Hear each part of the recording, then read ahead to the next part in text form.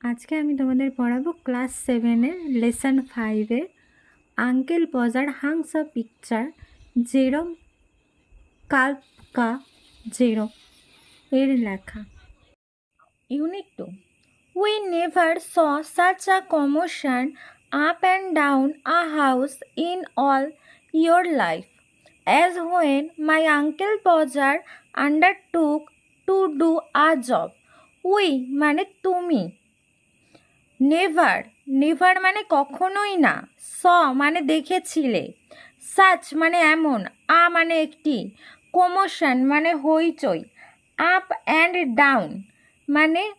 Up and down মানে এদিকে ওদিকে বা সর্বত্রই, হাউস মানে বাড়ি, ইন মানে মধ্যে, অল মানে সমস্ত, ইয়োর মানে তোমার, লাইফ মানে জীবনে, অ্যাজ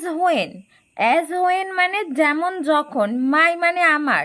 আঙ্কেল মানে কাকা বা আঙ্কেলকে বোঝাচ্ছে, পজার একজনের টাইটেল, আঙ্কেল পজার আন্ডারটুক মানে দায়িত্ব নিয়েছিল, টু ডু মানে হচ্ছে করতে, আ জব, আ মানে একটি, জব মানে কাজ, একটি কাজ। তাহলে কি হয়, আমার uncle Podger you saw never saw a commotion up and down a house in all your life as when my uncle Pozar undertook to do a job, মানে হচ্ছে আমার আঙ্কেল পজার যখন কোনো কাজ করার দায়িত্ব নিতেন তখন সারা ঘর এমন হইচই তুমি জীবনে কখনোই দেখোনি। A picture would have come home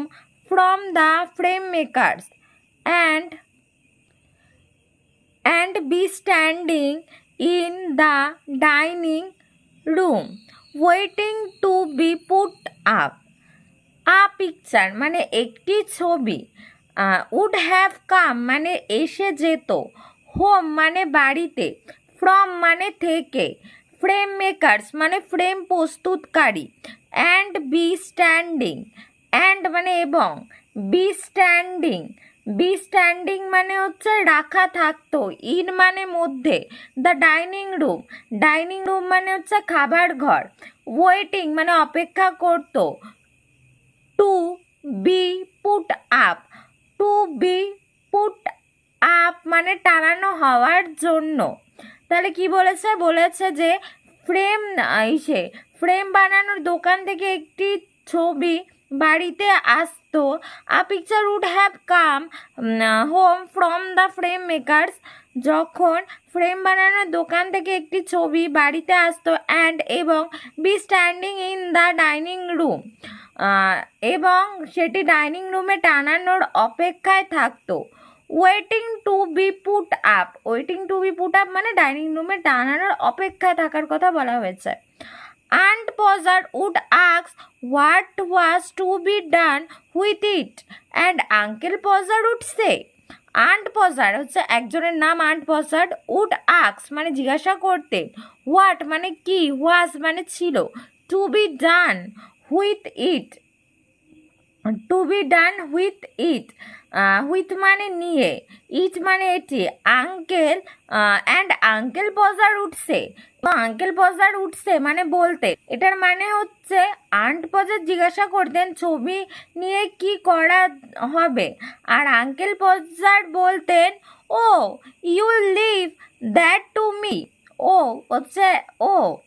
you মানে তুমি,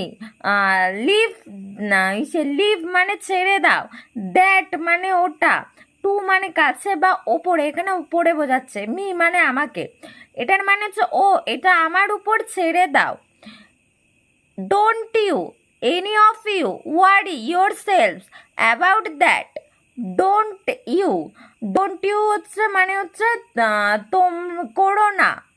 এনি অফ ইউ মানে তোমরা কেউই, ওয়ারি মানে চিন্তা, ইয়োর সেলফ মানে নিজেদের মধ্যে, অ্যাবাউট মানে সম্পর্কে, দ্যাট মানে এটা। তাহলে কি বলছে যে তোমরা এটা নিয়ে মানে তোমরা কেউ এটা নিয়ে চিন্তা করো না, will do all that, I will আমি করব,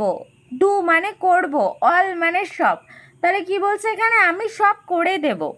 and then he would take off his coat. And মানে এবং then মানে তারপর, he মানে তিনি, would take off his coat, would take off মানে খুলে ফেলতেন, হিজ মানে তার, কোট মানে হচ্ছে যেটা উনি পরেছেন সেই কোটটা, অ্যান্ড এবং বিগেইন মানে হচ্ছে আবার শুরু করতেন। তাহলে কি বলছে, তারপর তিনি তার কোটটা খুলে কাজ শুরু করতেন। He would send the girl out for 6 pence worth of nails, and then one of the boys after her to tell her what size to get. He মানে তিনি, would send মানে পাঠাতেন, দ্য গার্ল মানে মেয়েটিকে, out মানে বাইরে, for মানে জন্য, 6 pence worth মানে 6 পেনির মূল্যের পেরেক, হ্যাঁ, অফ নেলস মানে পেরেক, অ্যান্ড এবং দেন তারপর, one of the boy, one মানে একজন, অফ দ্য বয় মানে একটি ছেলে, আফটার মানে পরে, হার মানে তার, টু মানে টেল মানে বলতে, হার মানে তার, হোয়াট মানে কি, সাইজ মানে আকার বা মাপা, টু গেট মানে আনতে। এটার মানে কি, তিনি একটি মেয়েকে 6 পেনির ব্রেক আনতে পাঠাতেন এবং তারপরে একটি ছেলেকে তার পিছনে পাঠাতেন তাকে কি মাপের ব্রেক আনতে হবে সেটা বলে।